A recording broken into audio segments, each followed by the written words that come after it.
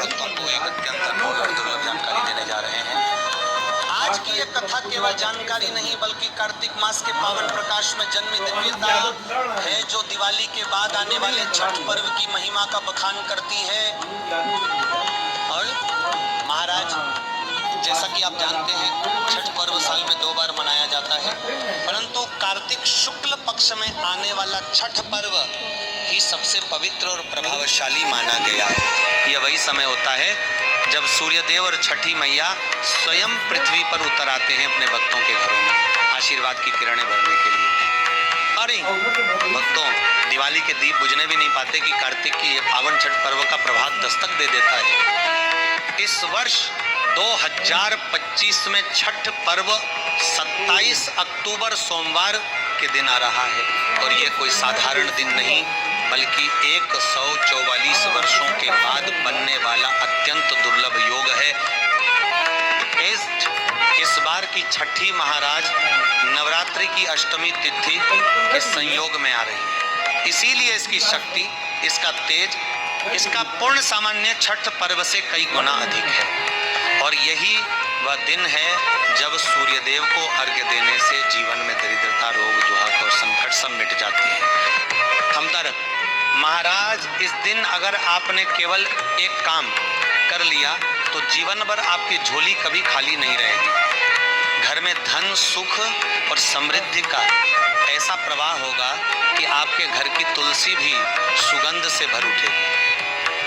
खबरी है, छठी मैया के व्रत की शुरुआत चतुर्थी से होती है और सप्तमी को इसका समापन होता है। यह वही समय है जब घर में सादगी, उपवास और आस्था का अमृत घुल जाता है।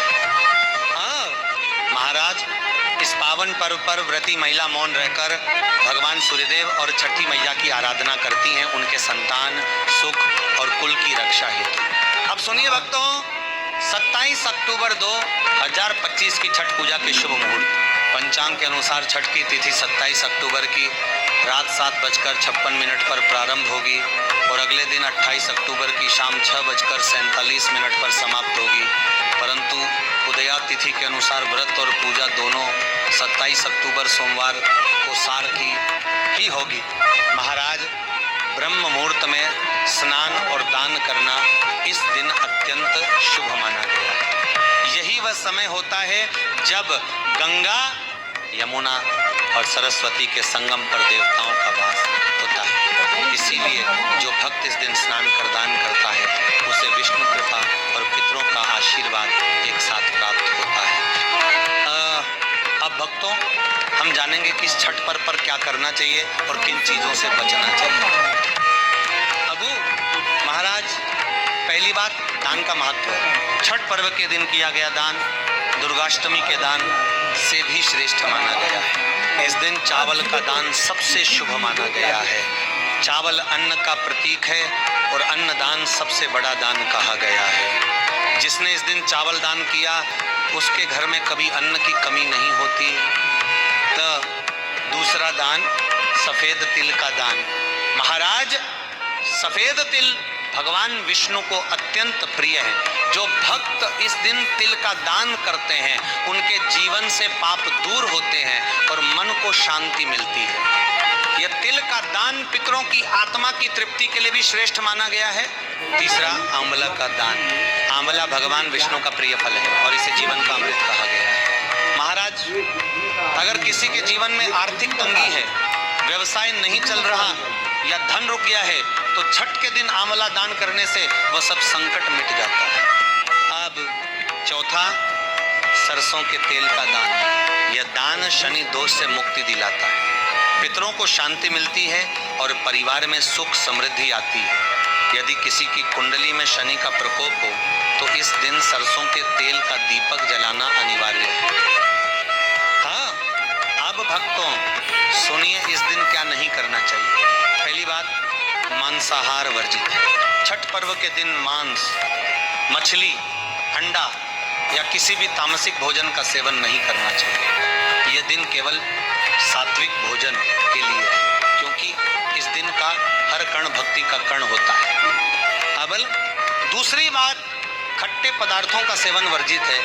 इस दिन इमली, नींबू, दही, आम, किसी भी खट्टे पदार्थ से दूर रहे। ये पदार्थ मन में चंचलता और अशांति लाते हैं, जिससे ध्यान और भक्ति में विघ्न होता है। तीसरी बात, नशे से दूर रहे। शराब, तंबाकू, गुटखा, बीड़ी, इन सबका सेवन इस दिन न केवल शारीरिक बल्कि आध्यात्मिक पतन का कारण बनता है। यह मन को अंधकार में ले जाता है, जबकि छठ पर्व का सार ही है प्रकाश की ओर बढ़ना। चौथी बात, अत्यधिक मिठाई का सेवन नहीं करना चाहिए। मीठा भी संयम से ग्रहण करें। मीठा शरीर में रजस और तामसिक गुण बढ़ाता है, जो भक्ति की शुद्धता को कम करता है। केवल फलाहार, गुड़ और सात्विक प्रसाद ही ग्रहण करें। पांचवी बात, प्याज और लहसुन का सेवन नहीं करें। महाराज, ये दोनों तामसिक आहार हैं और इन्हें त्याग कर ही भक्त का मन निर्मल होता है। जब मन निर्मल होगा तभी भक्ति सफल होगी। अब भक्तों, सबसे महत्वपूर्ण उपाय, और छठ पर्व के दिन तुलसी के पौधे का विशेष पूजन अवश्य करें। सुबह स्नान कर गंगाजल से तुलसी का अभिषेक करें, फिर उस पर हल्दी, रोली और चंदन लगाएं। इसके बाद तुलसी में लाल कलावा बांधें। यह कलावा भगवान विष्णु और माता लक्ष्मी दोनों की कृपा का सूचक है। जब यह कलावा आप श्रद्धा से बांधते हैं तो ये आपके पूरे परिवार के लिए एक सुरक्षा कवच का कार्य करता है। महाराज, तुलसी के पास गुड़ और तिल का भोग अवश्य लगाएं। गुड़ और तिल दोनों भगवान विष्णु के अत्यंत प्रिय हैं। जो भक्त इस दिन तुलसी में यह भोग लगाता है, उसके घर से दरिद्रता, कलह और रोग सब मिट जाते हैं और लक्ष्मी स्वयं उस घर में वास करती है। हम छठी मैया का व्रत केवल उपवास नहीं है, आस्था का महासागर है। जो भक्त सच्चे मन से सूर्य देव और माता छठी की आराधना करता है, उसके जीवन में सुख, स्वास्थ्य और समृद्धि के सूरज कभी अस्त नहीं होते। इसीलिए भक्तों, 27 अक्टूबर 2025 की छठी के दिन सवेरे सूर्य उदय के समय अर्घ्य देते हुए यह प्रार्थना जरूर करें। ओम नमो सूर्याय आदित्याय नमः। मेरे जीवन से अंधकार दूर कर, मुझ में उजाले का संचार कर।